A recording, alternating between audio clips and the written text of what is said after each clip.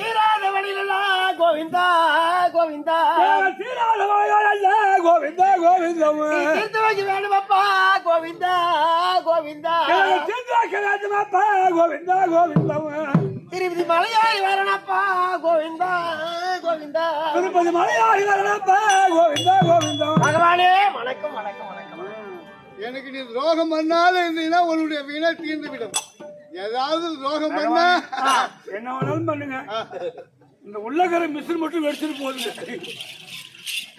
அது வெடிச்சுன்னா ஆளு காலி. வெடிக்கிறதுக்கு 2 கிலோ காசு கொடுத்துருக்கான். அதான் 2 லட்சம் கொடுத்து வச்சுக்கிறாங்க. சீக்கிரமா வெடிக்க சொல்லி வெடிச்சுட்டு இனிமேல் என் துன்பத்தை வாங்கினே இருப்பாங்க. முதல்ல போய் சேர்த்துருவேன். இனிமேல் இவன் என் துன்பத்தை வருவான். கசப்பு தலைக்கு நான் கரிஞ்சோறு சாப்பிட்டுதான் நான் சாப்பிடுவேன். எனக்கு உனக்கு இரு தம்பி எனக்கு உனக்கு சாப்பிட்டு போனானே என்ன தப்பிக்கலாம். ஐயோ வாங்க ஐயா பெற்று நிறந்த செல்வத்துடன் வாழ வேண்டும் என்று ஆசீர்வாதம். நோயற்ற வாழ்வும் குறைவற்ற செல்வத்தோடு வாழ வேண்டும் என்று ஆசீர்வாதம். சபையை பார்த்து ஆறுமுகம் சபை பார்த்தால் லட்சுமி இடாச்சமர்த்த சபை. இந்த லட்சுமி இடாச்சமுடைய சபையில் எத்தூரில செய்தாலும் ஏக வைக்கப்பட்டாலும் முத்தர் மனமிருக்கும் மோனத்தை வித்தகத்தின் காதி விலை ஆடி வந்தாலும் காதி மன நிர்குணத்தை இது என்ன உனக்கு விளக்க முடியுது? பெண்கள் பூரா தண்ணி மலை போகணும்னா எங்க போவாங்க? அந்த காலத்து ஆத்துக்கு போவாங்க, இல்ல கிணத்துக்கு போவாங்க, தண்ணி எடுக்க. நீ சொல்ற மாதிரி அந்த காலத்து பெண்கள் 2 குளத்தை எடுத்துக்கணும், ஆத்துக்கோ குளத்துக்கோ கிணத்துக்கோ போய் தண்ணி எடுத்துக்கணும். இடுப்புல ஒரு குடம், தலைமையில் ஒரு குடம் வச்சுக்கணும். இந்த வலது கையை வீசி நடந்துக்கணும். 3வது வீட்டு கையை பேசிக் கொண்டு வருவார்கள். என்ன பேசிட்டு வருவாங்க? என் வீட்டுக்கு 2 மாசம் மண்டட்டி அக்கா, என் வீட்டுக்கு அவகிட்ட நடமாட்டம் பார்க்கறான். அந்த ஆண்டா பொண்ணுகிட்ட எடுத்து பார்க்க மாட்டோம். அவகிட்ட நடமாட்டோம் எனக்கு ஒரு ஆள் வருவாங்க. அவனு எதுனா அவங்க மனுஷன் பண்றது ஒரு கதை பேசின்னு வருவாங்க. எந்த கதை பேசி கொண்டு வந்தாலும் அந்த பெண்கள் சிந்தனை பூரா எங்க இருக்கும்? குடத்து மேலதான் இருக்கும். அப்படி சிந்தனை தவறாமல் பார்த்து கொண்டிருக்க கூடிய அருமை தாய் தந்த மர்களுக்கும் அதோ காலம் சென்ற குப்புசாமி சுப்பராயன் சொல்லக்கூடிய அப்பா அவருடைய பாதத்திற்கும் உங்கள் இருவர் பாதத்திற்கும் அடியவன் ஒரு கோடி வணக்கம். விளக்கம் ஒண்ணும் புரியலங்க. ஆளை பார்த்து கூடமா புரியல? ஆளை பார்த்துதான் யாரு என்னன்னு கேக்குறேன். ஆளை பார்த்துதான் கேக்குறோம். ஆளை மூஞ்ச பார்த்தா புடிச்சகன் சட்டியாதங்க. ஆமா இல்லையா? கூழு கலராது. ராமானி கம்மியா கூழு கலரா. அவங்கள கம்மியா கூழு கலரா. நீல கலர் நீல கலர் அப்படி சொல்றாங்க. புரியுற மாதிரி சொல்ல வேண்டும். கொஞ்சம் மம்டி கொஞ்சம் மகிடிங்க. அதனால மம்டிக்கு போறது களை கட்டிது. இந்த மம்டிக்கு புரியுற மாதிரி கொஞ்சம் விளக்கமா விவரமா புரியுற மாதிரி சொல்ல வேண்டும். ஆறுமுகம் உடவி சூழ் படமே செய்வில மேற்கோள் படமே நடமாறு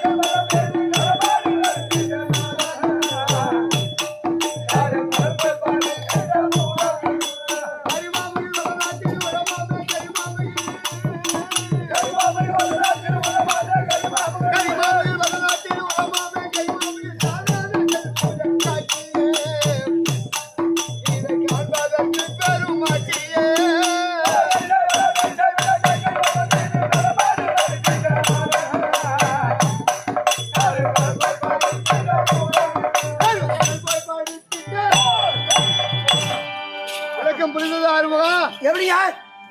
வெண்டைக்காய், சுண்டைக்காய், அவரைக்காய், கொத்தரைக்காய்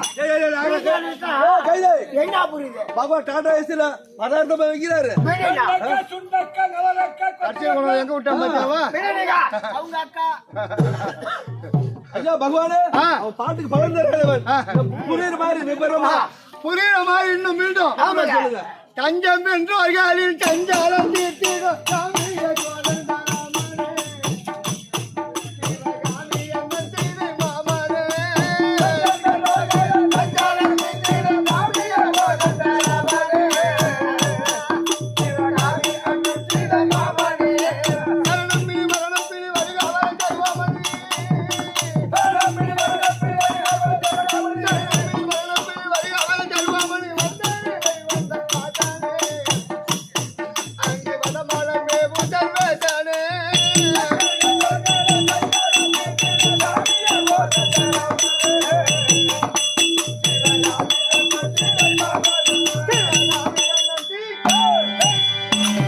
இப்பயாவது உனக்கு புரியுதா இல்லையா ஆறுமுகா? ஒண்ணும் புரியல. இப்ப புரியலையா? நான் என்னன்றா ஒண்ணு நாங்க என்ன ஆளு கூப்பிடுறது ஒரே பேரு அத சொல்லுங்க. கோயாலும் கொம்மாலும் கொக்காலும் உன் பொண்டாட்டி கொம்மாலும் உன் பொண்டாட்டி அவன் பொண்டாட்டி எனக்கு சொந்த தங்கச்சிடா, கம்மியாச்சு. அவன் பொண்டாட்டி எனக்கு சொந்த தங்கச்சிடா. மூஞ்சி மேல துணி போடுறீங்க. மூஞ்சி தந்தாங்க தங்கச்சி தெரியும். எங்க வீட்டுல அப்படிதான் நடக்கும். மூஞ்சி மேல துணி போட்டு இன்னி தவறு எடுத்துங்க. மேட்டர் முடிவுங்க. என்ன பேரு கூடுது?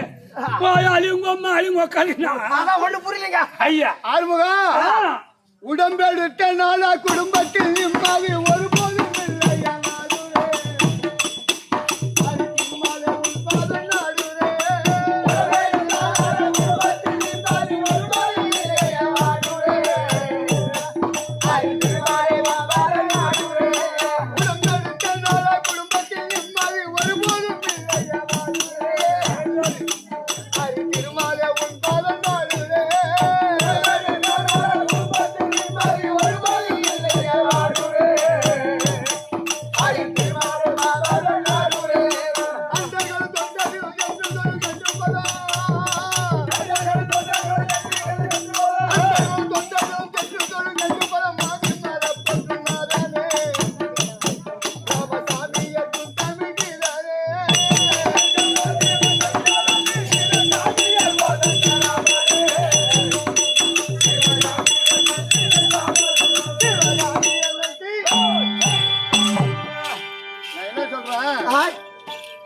சுருக்கமா சொல்லணும். ஆமாங்க. என்னன்றாங்க இதுங்க? ஒண்ணு என்ன கூப்பிடுறது? கஞ்சாமி முன்சாமி ஐயா சாமி ஆறுமுகம் பொன்சாமி எங்களுக்கு ஒண்ணு தெரிஞ்ச சுருக்கமா ஒரே பேரா சொல்லு. ஒண்ணு நாங்க என்ன கூப்பிடணும்?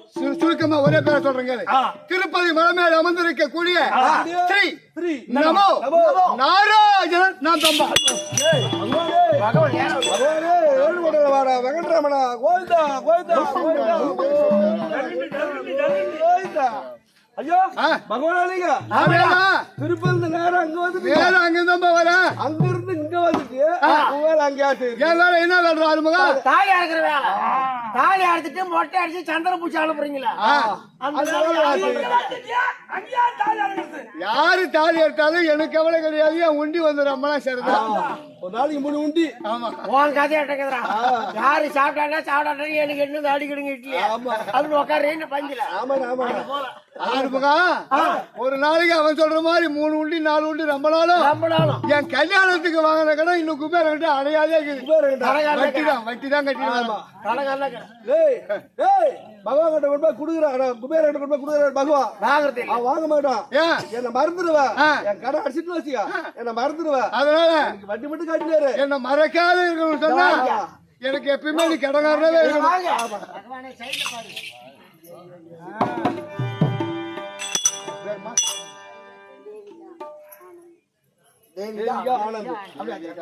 கொட்டூர் கிராமத்தை சேர்ந்த தேவிகா ஆனந்தன் என்று சொல்லக்கூடிய அம்மையார் இதோ எனக்காக இந்த எம்பெருமானுக்காக வாரி வழங்கியிருக்கின்றார். அவருடைய பங்கில் அந்த எம்பெருமான் குடியிலிருந்து அந்த மகமாரி அம்மன் குடியிலிருந்து அவருடைய குலதெய்வம் குடியிலிருந்து 1 கோடிக்கு 1 கோடி பெருக வேண்டும் என்று எம்பெருமான் வேண்டுகிறேன். கட்டியாரு கோப்பே செய்யும். எதற்காக இந்த துவாவரி யுகத்தில் நான் கண்ணனா பிறந்த காரணம் இந்த பூமி வாரம் தீர்க்க வேண்டும். என்னுடைய தங்கை பார்வதிக்கு உதரகபாலத்திற்கு உதவி சாதிப்பதற்காகவே கண்ணனாக பிறந்திருக்கிறேன். புரியுதா? என் கதை அப்படி இருக்கு. விட்டு திருது மன்னனுக்கும் காந்தாரிக்கும் 100 பிள்ளைகள். பாண்டு மன்னன் குந்தாதேவி மாத்ரா தேவிக்கு 105 பிள்ளைகள் பிறந்து நல்ல முறையில் வளர்ந்து 5 வயதான உடனே அந்த 105 பிள்ளைகளுக்கு முதல் குரு கிருபாச்சாரி, இரண்டாவது குரு தோணாச்சாரி சகலமான கல்வியும் சகலமான வித்தையும் கற்றுக்கொண்டார்கள். சின்னன் 20 வயதிலே ஐவராஜாக்களை எப்படியாகிலும் ஒழிக்க வேண்டும் அப்படி என்று எத்தனையோ சூதுகள் செய்து பார்த்தார்கள். என்னுடைய அருளால் ஐவராஜாக்கள் தப்பி பிழைத்தார்கள். மீண்டும் துரியோதனன் விடவே கிடையாது. என்னுடைய மகள் லக்கினகுமாரனுக்கு பூணூல்களை நியமித்து ஐவராஜாக்கள் வரவழைத்து சூது பகடையாடி நாடு நகர வரவோடு உப்பு சட்டி மூலம் பறித்துக் கொண்டு 12 ஆண்டு வனவாசம், ஓராண்டு அஜ்ஞாதவாசம், இந்த 13 கழித்து வந்தார். அஸ்தினாபுரத்தில் பாகம் என்று கரா நியமித்தான் அந்த துரியோதனன். அந்த வார்த்தையை கேட்ட பாண்டவர்கள் 12 ஆண்டும் 12 நாளாக கழித்து ஓராண்டு காலம் உறுதியாமல் நினைக்க வேண்டுமே, விளாட நாட்டிலே தங்கி ஓராண்டு காலத்தையும் கழித்து விளாடரால் கொடுக்கப்பட்ட உபலாவத்திலே தங்கி முதலாக உலகமாமுனியை தூதனுப்பினார்கள். நாடு கொடுக்க மறுத்தார். அதன் பிறகு ஐவராஜாக்கள் பார்த்தார்கள், ஏ மாமா, எங்களுக்காக நீ தூதாக சென்று நாடு கேட்டுவார்கள். அந்த வார்த்தை தவறாமல் தூதாக சென்று நாடு கேட்டேன். நாடு கொடுக்க மறுத்தார். துரியோதனன் அப்ப சொல்றான், என்னன்னு, ஐவராஜாக்களுக்கு நாடு வேண்டுமானால் 18 18 நாள் யுத்தத்தை நியமித்து கட்சி முனையில் யார் ஒருவர் வெற்றி பெறுகின்றார்களோ அஸ்தினாபுரத்தை ஆளட்டும் என்று கரா நியமித்தான் துரியோதனன். அந்த வார்த்தையை கேட்ட பாண்டவர்கள் யுத்தத்தை நியமித்து இவற்றோடு 12 நாள் யுத்தம் முடிந்தது. இன்று நான் சந்தோஷமான காரணம் அது மட்டும் இல்ல, தண்டனை ஏற்கனவே தேவ அமர்ந்து கிடையும் போது தேவ அமர்ந்தத்தை இது பகவானுக்கே ஒரு என்று போட்டார்கள். இந்த மாலை அசைந்து அசைந்து ஆடிக்கொண்டு சந்தோஷமா தண்டு லாப மாலை மார்பில்லாட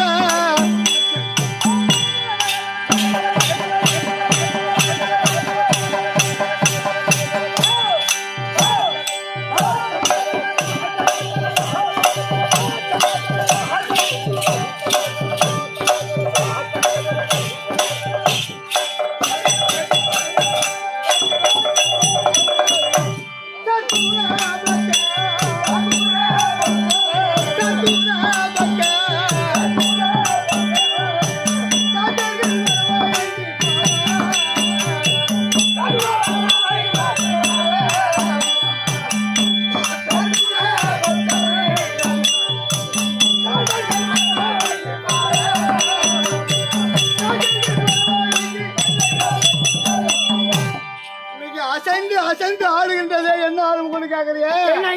இந்த மாலையாகப்பட்டது அசைந்து அசைந்து ஆடிக்கொண்டு வருகின்றதே,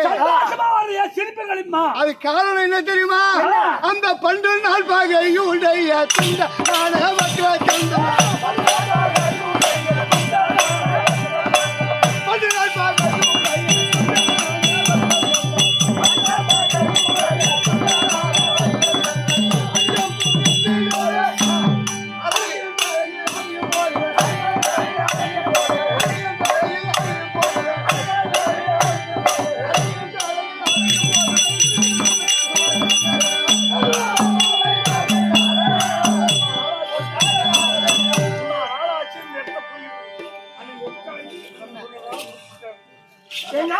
பகையாளியா? 12 நாள் பகையுடைய துண்டனான வக்கிர சந்தன் உனக்கு பகையாளிகளா? ஏற்கனவே நான் நாராயணா இருக்கும் போது, ஆமா நாராயணா இருக்கும் போது வக்கிர சந்தன் சொல்லக்கூடிய அரக்கன் எனக்கு அவனுக்கு பகை. என்ன பார்த்தா விடுவதே கிடையாது. முடிக்க அடிப்பான். ஓட வேண்டித்தான். நான் எத்தனை நாளைக்கு நான் பயந்து நான் புத்தன மாட்டேன். ஒரு நாளா 2 நாள் யாரால பயந்து ஒருத்தர் குடும்பம் பண்ண முடியும்? ஒரு நாள் பார்த்தேன். இந்த உருவத்தை மாற்றி பிராமண வடிவம் பூண்டு நெற்றில் நாமத்தை போட்டு அந்த வக்கரத்துல வரக்கூடிய வயதான போறேன். என்ன பாத்துட்டான். யாரும் அவன் பாருவன் எவ்வளவுங்க அந்த நாராயணன் எனக்கு எதிரி. அவன் நாமத்தை போட்டு என்ன முன்னால வரலாமா? வலது கிட்ட வலது கை நீட்டு எச்ச துப்பு நாமத்தை கலைக்கணும். இதேதான் வேலை அவனுக்கு. என்ன பாத்துட்டேன்ல, கிட்ட கூப்பிட்டான். எதுக்கா கூப்பிட்டு கிட்ட போன வலது கை நீட்ட சொன்னா, எச்சி துப்ப சொன்னா, எச்சி துப்புனா நாமத்தை அழடான்னு நான் அவனை பார்த்து கேட்டேன். தத்திரம் முடிச்ச நாய ஏன்டா நாமத்தை அழகி சொல்ற? நாராயணன் எனக்கு எனக்கு பகையாக இருந்தாலும் எனக்கும் பகை தான். எனக்கு ஜென்ம பகை. பகையாளிதான் ஏன் நாமத்தை போட்டு இருக்க தெரியுமா? பகையாளி குடும்பத்தை ஒரு ஆள் இருக்க வேண்டும். அதனாலதான் நாமத்தை போட்டு அவங்ககிட்ட நயமா பேசி கொண்டு வருகின்றேன். எப்ப நேரம் வருதோ அப்ப சமயம் பார்த்து கொண்டுலான்னு சொல்லிட்டு அவங்ககிட்ட சொன்னேன். தத்திரம் முடிச்ச நாய் நீ பார்த்து என்ன நாமத்தை கலக்க சொன்னியா? இந்த வார்த்தை சொன்ன உடனே அவன் நம்பிட்டான். அப்ப உனக்கு பக்கம் தானே சொல்ற. இப்ப நீ நான் கூப்பிட்டா வருவான். ஆனா நீ பக்கத்துல இருக்கிறிய வரமாட்டான். நீ தான் வருவான் அந்த பகவான் உனக்கு எதிர்க்கிறான். அதனால நான் சொல்ற மாதிரி நீ கேக்குறியான்னு சொல்லி கேட்டேன். நான் சொல்ற மாதிரி கேட்டா நம்ம ரெண்டு பேரும் சேர்ந்து அந்த நாராயணனை கொண்டுடும் அப்படின்னு சொன்ன மாதிரி இது அவன் நம்பிட்டான். நீ என்ன சொன்னாலும் கேக்குறான்னு சொன்னான். சரி இவனை விடுவது கிடையாது அப்படின்னு சொல்லிட்டு நான் ஒரு பெட்டி வச்சிருக்கிறேன். இந்த பெட்டிக்குள்ள படுத்துக்கோ. நான் அவனை நாராயணனை கூப்பிட்டு பேசி நிக்கிறேன். வந்துருவான். பேசி நிக்கிறேன். பேசும் போதே லேசா பெட்டி தொந்துடுறேன். நீ வெளியே வந்து 2 பேரும் சேர்ந்து அவனை கொண்டுடலான்னு அப்படின்னு சொன்ன உடனே அவன் நம்பிட்டான். போட்டியில படுத்துட்டான். போட்டியில படுத்தான விடுவேனா அவனை பருப்பு சாம்பார் அங்கே உள்ளே போட்டு நசுக்கி வெட்டிக்குள்ளே கடத்தி அந்த பிரேதத்தை எடுத்து வெளியே போட்டுட்டு வெளியே போட்டு அந்த பொட்டி பார்த்தா நல்லா இருந்தது.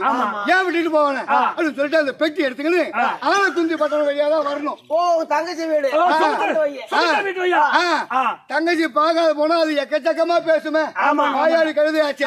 சரி வந்துட்டோம் பாத்துட்டு போய் சொல்லிட்டு கூட்டி உள்ள போய் பொட்டி வச்சுட்டு பார்த்தா ஆளுக்கு அன்னைக்குதான் பிறவிட ஆகி ஆத்து குளிக்க போட்டுருது.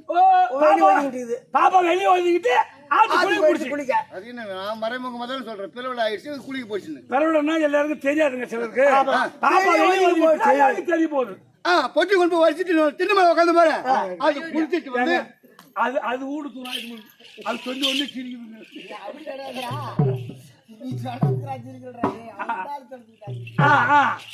திண்ணமலை உட்காந்து அது குளிச்சிட்டு ஈர துணியோட வந்து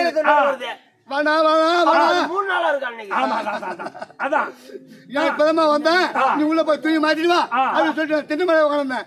இது உள்ள போய் துணி மாத்தினேன். இப்படி திரும்பி பார்த்துச்சு பாரு. பொட்டி பாத்துச்சு. ஓ அண்ணன் இன்னமோ தெரியல நமக்கு பொட்டியில் வாங்கிக்கிறார். பிய புண்ணாக தான் அள்ளி போடுறேன். சொல்லிட்டு யதார்த்தமா பெட்டி திறந்து பார்த்தது பாரு. அந்த ஆவியானது எங்களுக்கு தங்க நாச்சின் வழியை சென்று பெட்டிக்குள்ளே அப்பதான் பிரேதத்தை எடுத்து போட்டு பெட்டி எடுத்தான். அவன் ஆவி அதுல இருந்தது. பெட்டியை திறக்கவும் அந்த ஆவியினுடைய தங்க நாச்சின் வழியை சென்று கேட்போமா நின்று விட்டது. அவன் யாரு? அவன் வெற்றி சேர்வீதையல் மைந்தன்.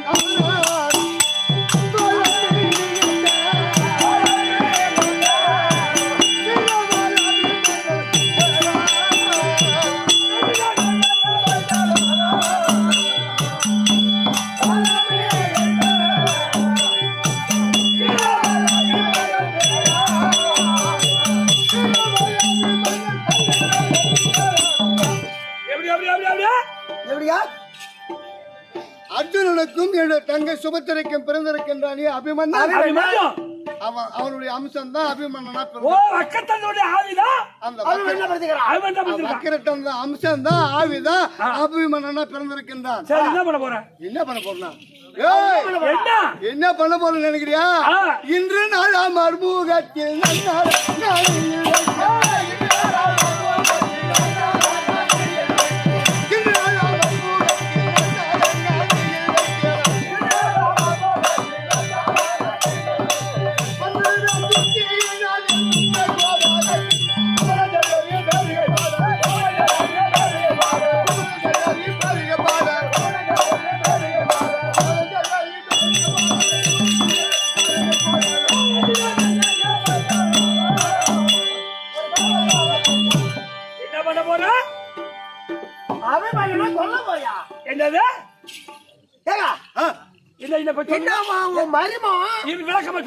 இன்று நாள் அமர்முகத்தில் நன்னரங்கணியில் வைத்து கொன்றிடுவேன் என்று சொல்லி குமரன் செல்லரி பேரிகை பாட டமரங்கிணற தாளங்கள் போட இப்ப அபிமன்யனை கொல்ல போற நீ அணியில வச்சு. ஆமா இன்று அணியில வச்சு அவனை கொல்வதே.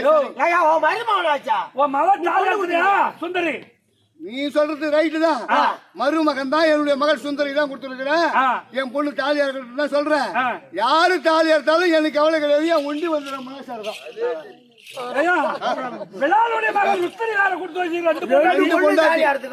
2 போட்டு 2 தாலி அறக்க போறியா? நிச்சயமா விடவே மாட்டேன். அதுவும் போய் இவன் தாலி அறுத்தமா அவன்கிட்ட சொல்றான். போடா. கம்மியா. கணக்கன் பார்வை அவன் மீது விழுந்து விட்டது. இன்னைக்கு விடுவதே கிடையாது. உன் மருமகனா? விடவே மாட்டேன். ஓ, உன் மகன் தாலி அறக்க பாத்துறியா? உன் மகன் சொந்த மகன். தாலி அறுத்தாலும் பரவாயில்ல, சத்தியமா விடவே மாட்டேன். இப்போ ஏன் அதை நான் சொல்ல வரேன்னா, என்னுடைய தங்கை நிறமாத கர்ப்பிணியா இருக்கிறது. அர்ஜுனன் கேக்குறான், என்ன சொல்லுகிறான்? பிறக்கல என்னன்னு கேக்குறான். சக்கர யுகத்துல நான் எப்படி உள்ள போறது எப்படி வெளியே வரதுன்னு கேட்டுருக்கிறான். ஓ, கதை. நான் அந்த கதை சொல்லி நிக்கிறேன். சக்கர யுகத்துல எப்படி போறது எப்படி வெளியே வரது எப்படி சண்டை செய்து வெளியே வர்றது. இந்த கதையை சொல்ல ஆரம்பிச்சதுமே அர்ஜுனனும் தூங்கிட்டான், என்னுடைய தங்கை சுபத்திரையும் தூங்கிடுச்சு. கதை சொல்ல சொல்ல யாரு ஊங்கறது? அர்ஜுனன் தான் ஊங்கட்டின்னு நான் இருக்கேன். இவன் பௌத்தூர்ல இருந்துங்கன்னு என்ன சொல்றான்?